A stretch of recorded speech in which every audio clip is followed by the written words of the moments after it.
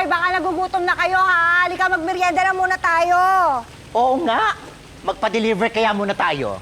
Ay, ano ka ba? Bakit pa? Eto, meron akong dala, mura lang. May sapin-sapin, may biko, may puto, at saka may hopya. Alam mo, ikaw para kang menudo kapag piyesta. Bakit? Laging handa. Diba? O, halika dito. O ano naman yan? May tinda ka rin? Hindi, ano ka ba? Niisip ko kasi, since wala pa naman yung mga guests natin, edi ayusin na natin yung assignments natin para doon sa photoshoot ng wine ni Mr. Casas, yung inutos si Sir Pepito. Ayun. Diba? Work mode na naman siya, oh. O sige na nga. Ano bang gagawin natin? Ayan. So naisip ko, Vincent, ikaw na lang bahala doon sa mga models. Yung mga outfits nila, call time, dapat sabay-sabay silang dumating. Tapos, Tere, ikaw na lang doon sa samples. Kukuha ka nung kay Mr. Casas, kumuha ka na agad. Tapos, ikaw na lang doon sa photographer. Kailangan maihanda natin yung mga kailangan niyang gamit. Maibigay natin lahat doon. Noted. Ha? Okay. Okay, noted. Sige. Oh, kailangan maayos, malinis, mabango. Next week na ito. Yes. Okay? Okay. Okay. Sige.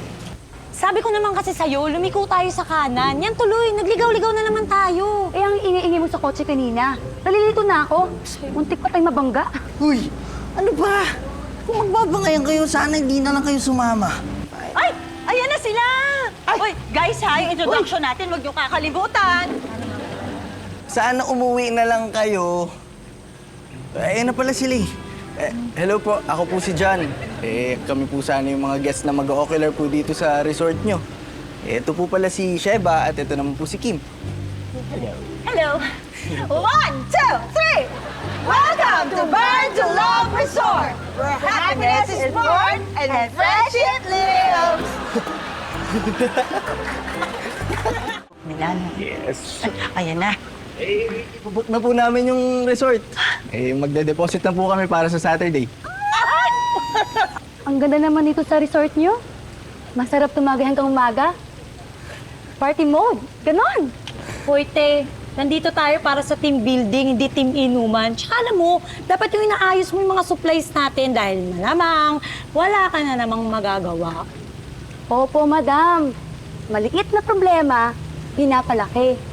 Dami mo nang inuutos. Wala pa nga tayo sa office. Utos pa. Ayan na naman sila. Sinisimulan nyo na naman. Pasensya na po. Ganyan po talaga sa grupo namin kakaunting issue, pinapalaki. Pinag-aawayan. Kaya kailangan po talaga ng team building. Gets ko naman yun.